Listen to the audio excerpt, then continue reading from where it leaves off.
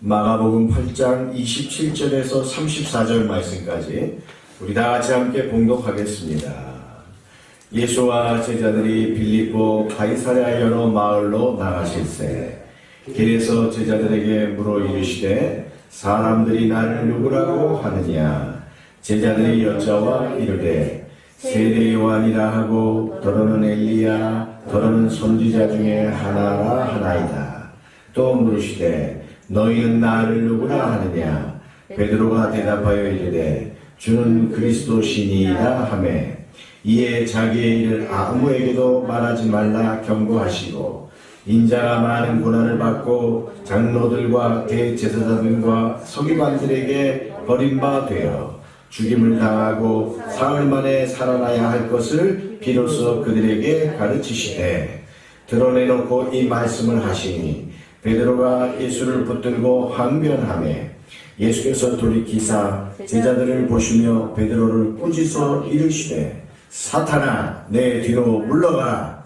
네가 하나님의 일을 생각하지 아니하고 도리어 사람의 일을 생각하는도다 하시고 무리와 제자들을 불러 이르시되 누구든지 나를 따라 오려거든 자기를 부인하고 자기 십자가를 지고 나를 따를 것이니라.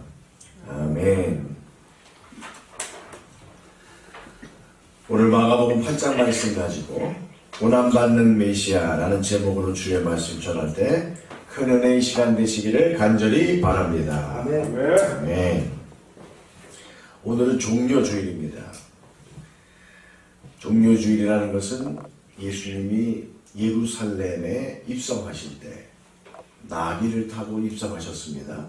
그때 백성들이 나와서 종려나무 가지를 예수님의 가시는 길에 깔면서 호산나 호산나 하고 외쳤습니다.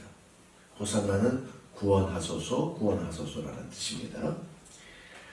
그래서 그 종려나무 가지를 예수님의 발 앞에 깔고 흔들면서 외쳤다 해서 우리가 부활주의 바로 전주일을 종려주일이라 이렇게 이름을 붙였습니다. 예수님이 예루살렘에 입성하시는 이유는 단 하나죠. 우리를 위해 십자가를 지시기 위해서 들어가신 것입니다. 예루살렘에 입성하신 것입니다. 그래서 내일부터 금요일까지를 고난주간이라 그럽니다. 종려주일 시작으로 해서 고난주간을 맞이하고 우리가 패션 위크라고 그러죠. 고난주간을 맞이하고 그 다음에 금요일에 예수님이 십자가에 박혀 죽으시고 그리고 토요일 지나서 주일 새벽에 부활하시게 됩니다. 이게 이번 한 주간 일어난 일들입니다. 그래서 우리가 예수님의 물론 이 고난주간 하루하루를 전부 성월요일, 성화요일 이렇게 부릅니다. 그런데 특히 금요일은 예수님이 십자가에서 죽으신 날을 성금요일이라 해서 우리가 해마다 성금요 예배를 드렸죠. 성금요 예배가 아주 매우 중요한 예배 중에 하나로 많은 교회들이 지키고 있습니다. 근데 영어로 성금요일은 우리가 이제 번역하면 Holy Friday 이렇게 얘기할 수 있는데 그 영미권 사람들은 그걸 Good Friday라고 해요. Good Friday. 그러니까 좋은 금요일. 왜냐하면 예수님이 우리를 위해서 십자가를 지시고 우리의 죄악과 우리의 범죄함을 인하여 우리를 자유케 하시려고 십자가를 지신 거니까 우리에게는 너무나 좋은 날이라 이 말이에요. 그래서 그런 의미에서 금요일은 Good Friday이다. 이렇게 불려집니다. 그래서 오늘은 봉독한 말씀 가지고 예수님의 고난에 대해서 말씀을 드리려고 합니다. 예수님의 고난을 예수님의 정체성을 설명해 주는데 예수님이 고난을 받으러 오셨기 때문에 우리가 예수님을 뭐라고 불러요? 고난받는 메시아다. 이렇게 부릅니다. 고난받는 메시아다. 그래서 오늘 특별히 말씀 가운데 예수님이 제자들과 함께 그 빌립보에 있는 가이사랴 지방을 지나가실 때 사람들이 나를 누구라 하느냐 이렇게 물으셨습니다. 그러니까 제자들이 차례차례 대답하기를 세례 요한이라고 합디다. 그럼 죽은 세례, 여기서 세례 요한은 죽었거든요. 그러니까 죽은 세례 요한이 어떻게 예수님으로 나타날 수 있죠? 이건 그 당시에 사람들이 영혼 불멸설, 조금 다시 말하면 영혼의 윤회설. 그러니까 어떤 사람이 죽으면 그 영혼이 다른 사람한테 간다라고 하는 그런 영혼 윤회설을 믿고 있었습니다. 그 중에 하나가 엘리야입니다. 엘리야. 예수님 오시기 전 거의 한 수백 년 전에 죽은 엘리야가 다시 예수님으로 왔다? 이것도 영혼 윤회설이죠. 영혼 윤회설입니다. 그래서 당시에 헬라 철학에도 있었고, 그 다음에 인도 힌두교에도 있었고, 그리고 유대교에도 있었던 그 영혼 윤회설, 이런 것들을 얘기하고 있습니다. 그 다음에 더러는 선지자 중에 하나이라 합디다 이렇게 얘기합니다. 그러니까 예수님이 선지자로 이 땅에 오신 분 아닌가 라고 그렇게 얘기를 합니다. 그럴 때 이제 예수님이 그러면 너희는 나를 누구라 하느냐. 사람들이 그렇게 얘기한다 치더라도 사람들은 그 당시에 어떤 미신이나 그 당시에 종교적 신념들을 얘기하겠죠. 신념들을. 너희는 누구라 하냐 했더니 베드로가 대답합니다. 오늘 제가 설교할래요. 주는 그리스도십니다. 이렇게 대답을 합니다. 그래서 히라보로는 크리스토스, 그리스도라고 합니다. 그 히라보의 히브리어가 무슨 말이냐면 메시아 이렇게 부릅니다. 메시아. 그래서 메시아라는 히브리어를 그 히라보로 그리스어로 번역할 때 그리스도스 이렇게 번역을 하거든요. 그래서 오늘은 이 베드로가 고백한 당신은 그리스도십니다, 메시아입니다 하는 이것이 진정한 고백인지, 그 그리스도의 의미가 뭔지 그걸 한번 오늘 살펴보려고 합니다. 그래서 고난받는 메시아의 의미가 어떤 의미를 갖는지 그 말씀을 한번 살펴보겠습니다. 자, 첫째입니다. 구약의 메시아는, 이거 우리가 오늘 정말 잘 구분하고 알아야 됩니다. 구약의 메시아는 왕과 제사장이다. 이게 첫 번째. 한마디로 얘기하면 구약의 메시아 사상은 우리 기독교의 메시아와 전혀 다른 거다 이 말이에요. 다시 한번 제가 점검하겠습니다. 구약의 메시아는 뭐다? 왕과 제사장을 의미합니다. 여러분, 메시아라는 뜻이 뭐냐면은 기름 부음 받은 사람을 얘기합니다. 마시아가 기름을 붓다라는 단어인데 거기에서 온 단어가 메시아입니다. 메시아. 기름 부음을 받은 자. 그래서 여러분 요거는 성경을 한번 찾아봐야 되겠습니다. 사무엘상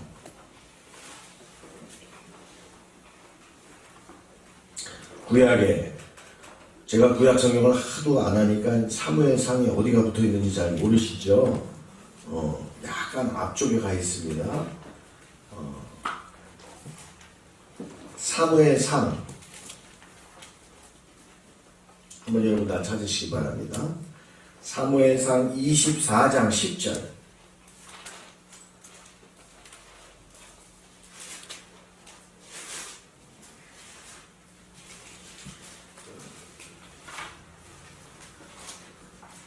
다윗과 사울에 대해서 나오는 말씀입니다.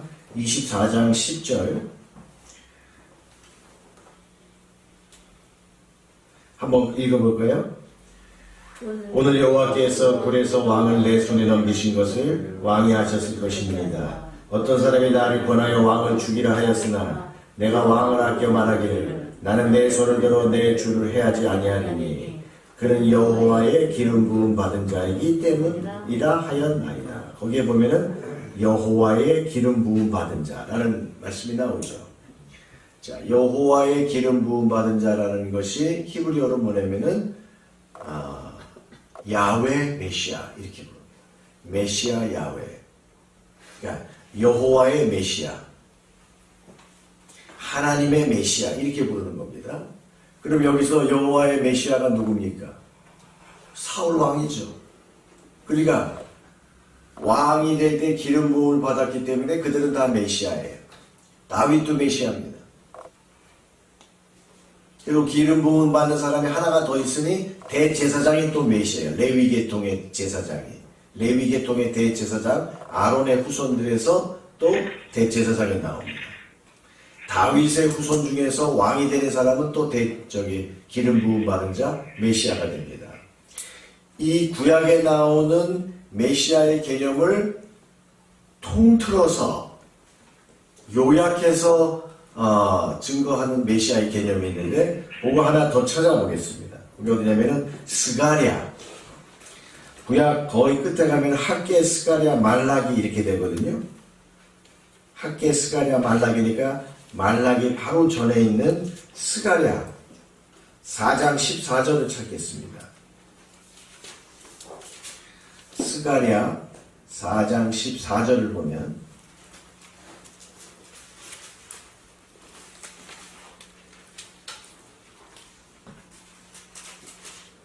스가랴 이게 뭐야? 4장 14절 한번 보겠습니다.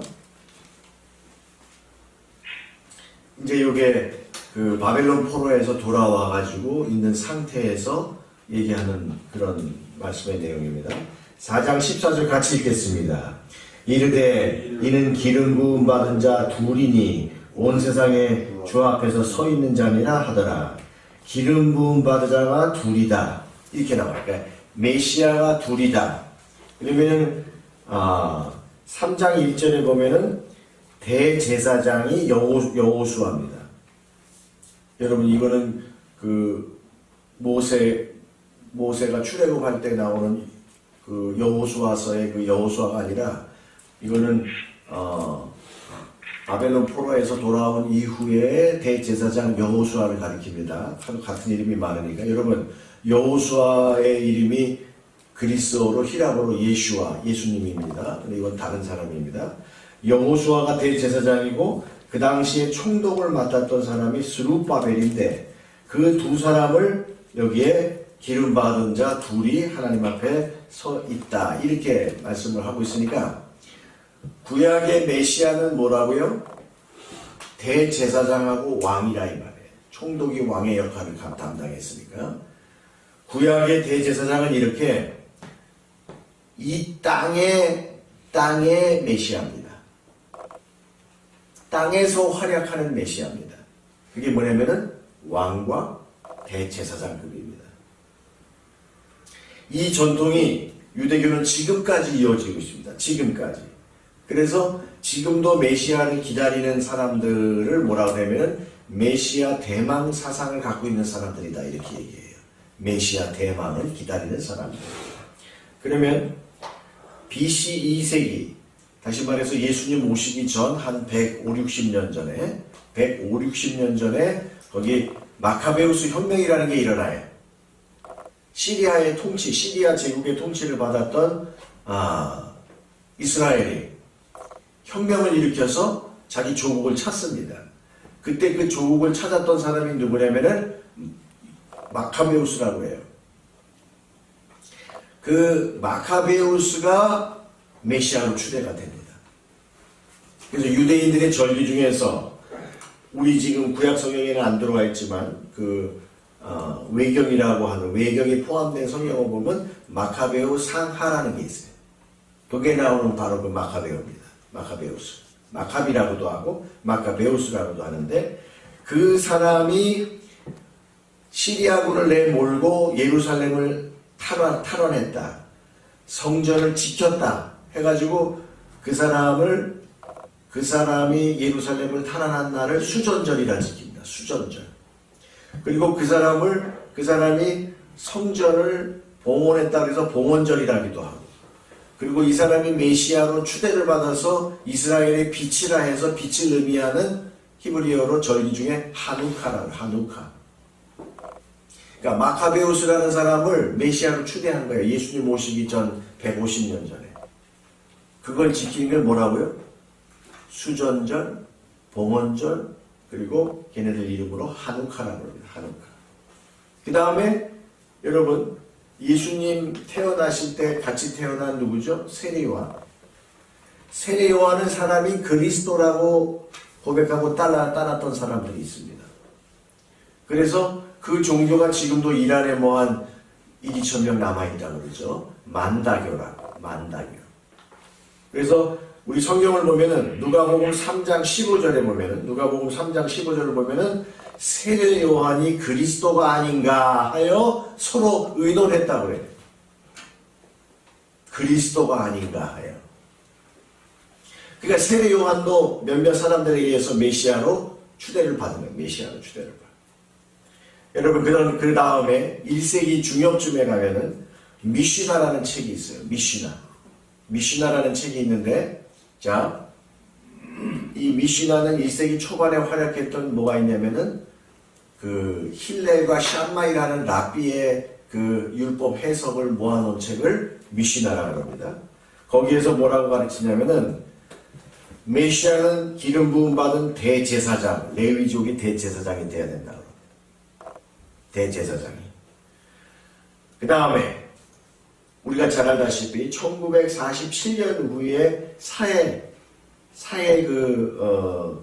근처에서 동굴에서 발견된 문헌들이 있는데, 구약의 문헌들이 있는데, 그거를 사해사본이라고 해요.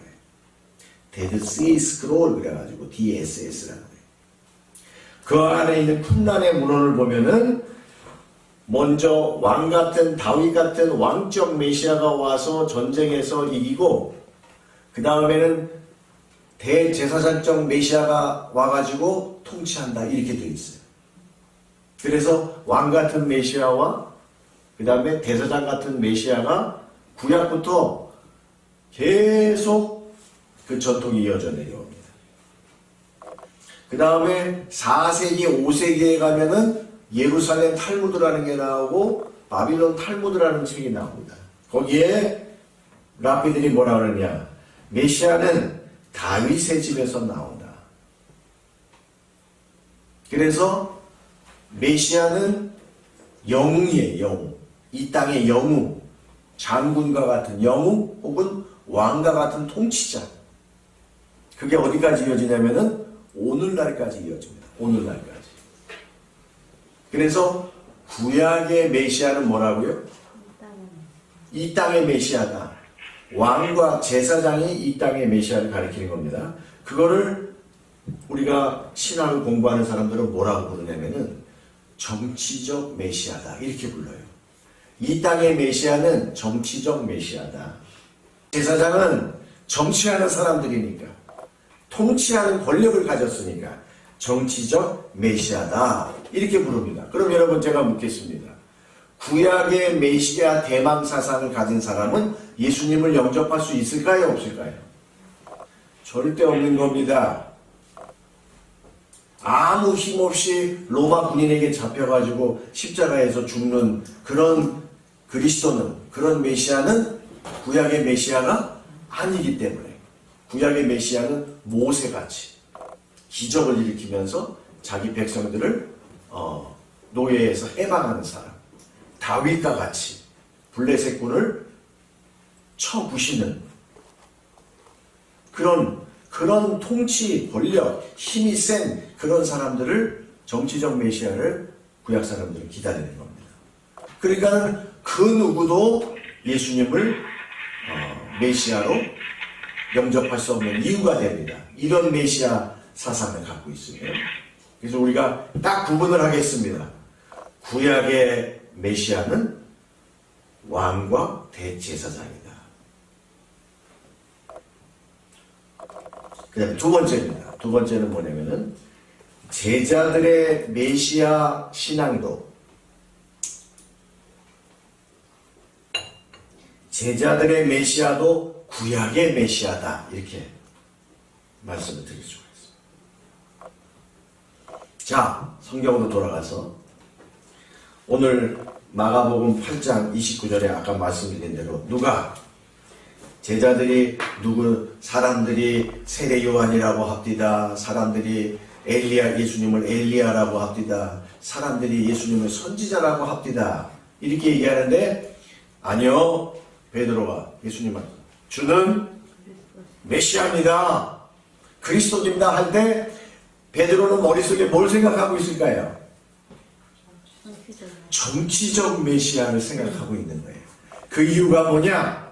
오늘 마가복음 8장 한번 돌아가겠습니다. 예수님은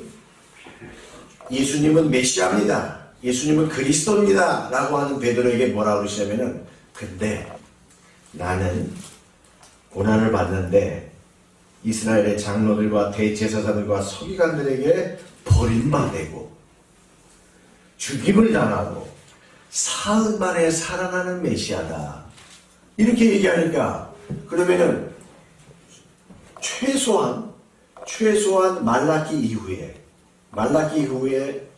예수님 오실 때까지 그 430년 50년 된다고 합니다. 400년 이상 되는 동안에 그들이 메시아가 와서 자기네들을 구원해 달라고 하는 그 메시아 대방 사상이 최고조에 달했을 때예요. 그러면 모든 이스라엘 사람들과 제자들을 포함한 모든 유대인들이 메시아를 대망했다 이 말이에요.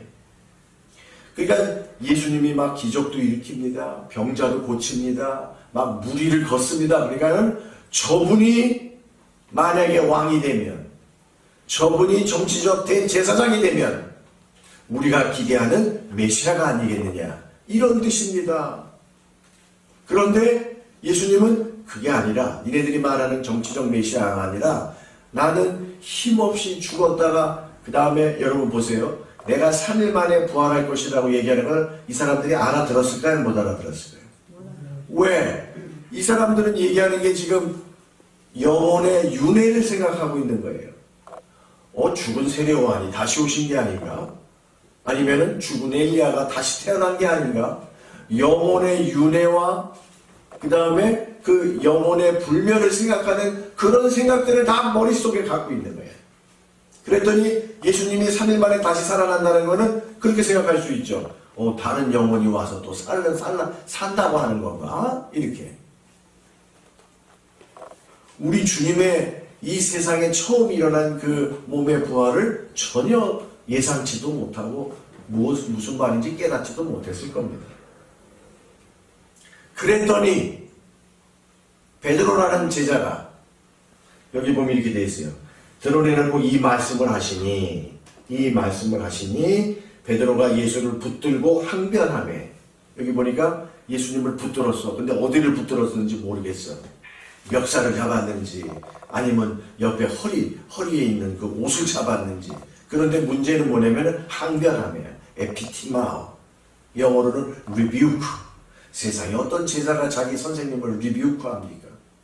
꾸짖습니까? 그게 단어가 뭐하고 똑같냐면은 그 8장 33절에 예수님이 돌이키면서 제자들을 보시고 베드로를 꾸짖었다 그랬잖아요. 이게 어느 때 나오는 단어냐면은 예수님이 귀신 모르실 때 그 사람에게서 귀신아 나와라 하고 소리 지르실 때 하는 그 단어 에피티마오 리뷰크가. 그런데 여러분 이거를 베드로가 예수님한테도 리뷰크를 했고 예수님이 베드로한테도 리뷰크를 하셨어. 에피티마오를 하셨어. 자, 그럼 여러분 보세요. 베드로는 예수님이 메시아입니다 라고 멋있게 딱 고백을 했는데 예수님이 힘없이 유대인의 종교 지도자들한테 죽음을 당할 것이야 라고 얘기를 했더니 예수님을 꾸짖는 거예요. 절대 그럴 수 없다고. 그거는 우리가 생각하는 메시아가 아니라고. 그리고 예수님을 막 꾸짖는 거예요. 꾸짖. 참 지금 생각하면 신성모독이죠. 신성모독. 그러니까 자기가 생각하는 메시아 상하고 다른 메시아를 예수님이 얘기하시니까 분노하고 화를 내면서 예수님께 따지고 드는 거예요. 여러분 여러분이 생각하는 예수님, 여러분이 생각하는 하나님, 성경적이 아니고 여러분들이 만들어낸 그런 예수님의 상을 가지고 신앙생활 했다가는요, 나중에 예수님이 그게 아니야 그러면 예수님 꾸짖고 손가락질하고 난리 날 거예요. 그게 예수님이냐고. 예수님이 그러시고 그게 나냐? 나는 모른다 그러실지도 몰라. 그래서 베드로가 고백한 예수님은 메시아입니다라고 할 때 그 메시아는 정답은 정답인데 내용이 틀렸어요.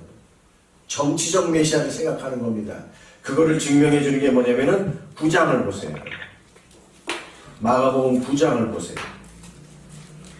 9장에 31절에 예수님이 두 번째 고난받으실 것을 예고하십니다. 제자들이 가르치시며 31절 9장 인자가 사람들의 손에 넘겨 죽임을 당하고 죽은 지 3일 만에 살아나리라. 아까 똑같죠? 아까 예수님이 말씀하신 8장 31절하고 똑같아요. 그런데 32절에 보니까 보세요. 그러나 제자들은 이 말씀을 깨닫지 못하고 묻기도 두려워하다. 깨닫지 못하는 게 무슨 말인지 모르는 거예요. 그 다음에 바로 뭐가 나오냐면은 33절부터 제자들이 길에서 누가 크냐고 싸우는 겁니다. 왜냐면은 지네들끼리 순위를 정해놔야 예수님이 왕이 딱 되시면은 그 다음에 한 자리 얻을 거니까. 완전히 정치적 계산을 하고 따라다니는 거지. 그 다음에 10장도 마찬가지예요. 10장 여러분 한번 다시 보시기 바랍니다. 예수님이 다시 고난을 예고하십니다. 그게 10장 33절에 보니까 예루살렘에 올라가서 인자가 대제사장과 서기관들에게 넘겨주면 그들이 죽이기로 결의하고 이방인들에게 넘겨 죽일 것이다. 그들이 침뱉으면 채찍질하고 죽일 것이다. 3일 만에 살아날 것이다. 이렇게 또 예고하시다. 똑같이. 그런데 바로 이런 예수님의 고난을 얘기해도 제자들은 귀뚱으로도 안 듣는 거예요. 귀뚱으로도. 그 다음에 뭐 하냐면은 세베대 아들 야고보랑 요한이라고 하는 사람이 예수님께 와서 주님이 영광 중에 임하실 때, 왕이 되실 때야. 왕이나 기름 부음 받은 대제사장이 돼서 이 나라의 최고의 지도자가 되실 때 하나는 왼편, 하나는 오른편에 나를 좀 세워주세요. 이러고 싸우는 거예요. 여러분 보시기 바랍니다. 10장 이렇게 요구를 하니까 그게 이제 35절부터 쭉 우편좌편 얘기하잖아요. 전부 정치적 메시아를 생각하는 거예요. 정치적 메시아를. 자, 이 상황에서 41절을 보시면 10장 41절은 보니까 예수님한테 이런 걸 요구하는 야고보와 요한의 얘기를 듣고 열제자가 뭐야 이거. 쟤네들이 우리보다 먼저 선수를 치는 거야? 이거 너무한 거 아니야? 하면서 야고보와 요한에 대하여 화를 냈다 그랬어. 화를. 분노. 그러니까 12제자가 다 똑같은 거예요. 똑같아. 정치적 메시아를 기대했고 그 다음에 예수님이 왕이 되시면은 거기서 내가 한 자리를 할 것이다. 그거 생각하고 예수님을 따르는 거였다 이 말이에요. 그래서 제가 지금 오늘 우리 고난주간을 맞이해서 두 가지를 얘기했습니다. 첫째는 뭐죠? 구약의 메시아는 뭐라고? 왕과 제사장이다. 두 번째, 예수님을 따르는 모든 사람들의 메시아도 뭐예요? 왕과 제사장이다. 제자들이 그 정도면 다른 사람은 볼 것도 없는 거죠. 근데 조금 다른 사람도 있긴 해요. 예수님의 십자가 밑에까지 따라간 여인들, 예수님의 말씀을 이해하려고 더 노력한 사람들. 마지막은 뭐냐면은 오늘의 말씀. 예수님은 바로 고난받는 메시아다. 이 말이에요. 고난받는 메시아다. 그래서 그 당시 살았던 제자들을 비롯한 이스라엘의 모든 사람들이 생각하지도 못한 메시아. 그게 고난받는 메시아입니다. 그래서 이사야 53장을 펴보시기 바랍니다. 이사야 53장을 보면은 우리가 아까 처음에 찾았던 메시아, 왕이 사울이 메시아가 되고 다윗이 메시아가 되고 스룹바벨이 메시아가 되고 대제사장 여호수아가 메시아인데 다 그렇게 왕과 대제사장이 메시아인데 그 누구도 메시아로 보지 않는 말씀 이사야 53장에 여러분 제가 읽겠습니다. 우리가 잘 알고 있는 말씀 이사야 53장의 4절 보니까 그는 실로 우리의 질고를 지고 우리의 슬픔을 당하였거늘 우리는 생각하기를 그는 징벌을 받아 하나님께 맞으며 고난을 당한다 하였노라. 그가 찔림은 우리의 허물 때문이요 그가 상함은 우리의 죄악 때문이라. 그가 징계를 받음으로 우리는 평화를 누리고 그가 채찍에 맞음으로 우리는 나음을 받았도다. 우리가 다 양 같아서 그를 행하여 각기 제 갈 길로 갔거늘 여호와께서는 우리 모두의 죄악을 그에게 담당시키셨도다. 우리의 속죄를 위하여 우리의 죄를 위하여 이 땅에 오셔서 죽으시는 예수님 이사야 53장 4, 5, 6절을 이게 바로 우리 예수님을 가리키는 고난받는 메시아를 가리키는 구약의 예언이다 이렇게 해석을 한 겁니다. 누가? 예수님을 믿는 초대교회 사람들이.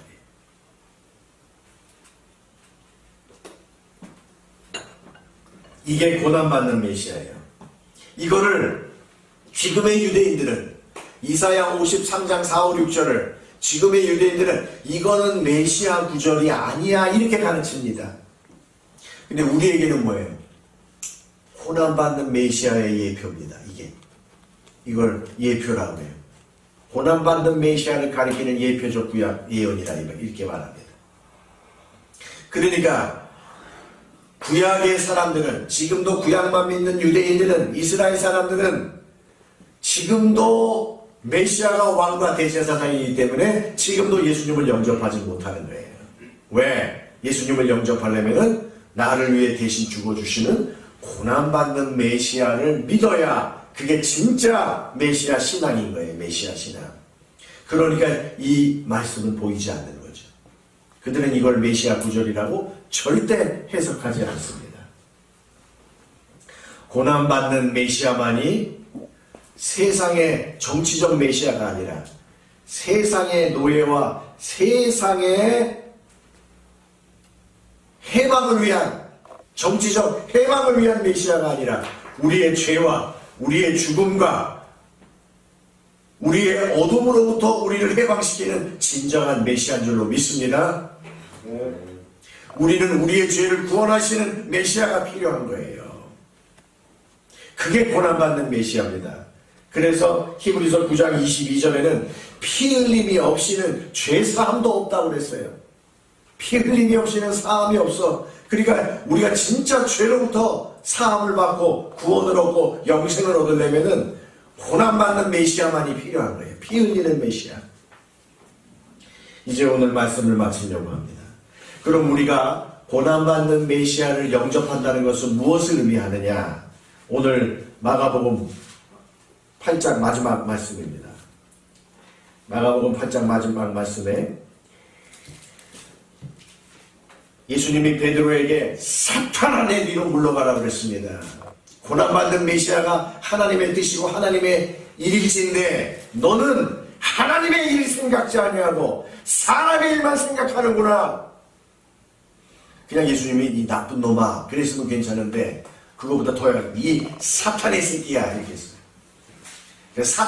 사탄아 내 뒤로 물러가라 하면서 리뷰크 하셨습니다. 꾸짖으셨습니다. 그러면서 말씀하시기를 누구든지 나를 따라오려거든. 이 말씀을 보면 누구든지 고난받는 메시아를 믿는 사람이라면 메시아의 고난을 너희도 받아야 한다. 그러면서 하신 말씀이 자기를 부인하고 자기 십자가를 지고 나를 따를 것이니라. 그래서 고난받는 메시아를 받아들이는 그리스도인들은 예수님을 믿으면서 오는 어떤 고난과 박해와 어려움도 피해가는 것이 아니라 그런 고난이 오더라도 이겨내는 믿음을 갖는 줄로 믿습니다. 그리고 그 고난을 받는 그 예수님의 자녀들을 예수님이 능히 도우시는 예수님인 줄로 믿습니다. 그래서 고난을 두려워하지 않는 그리스도인이 되는 겁니다. 어려움을 두려워하는 그러한 그리스도인이 아니라 그 모든 시험과 환난을 이겨내는 그리스도인이 될 수 있는 것은 바로 고난받는 메시아를 믿기 때문인 줄로 믿습니다. 여러분, 오늘 종료주일에 또 고난 주간을 앞에 두고 우리의 메시아는 뭐라고요? 고난받는 메시아라는 것을 기억하시고 이 세상에 살면서 어떤 어려움과 고난도 이겨낼 수 있고 예수님이 이기도록 도와주시고 인도해 주심을 믿고 담대하게 주님을 따르는 저와 여러분 되기를 주의 이름으로 축원합니다. 기도하겠습니다.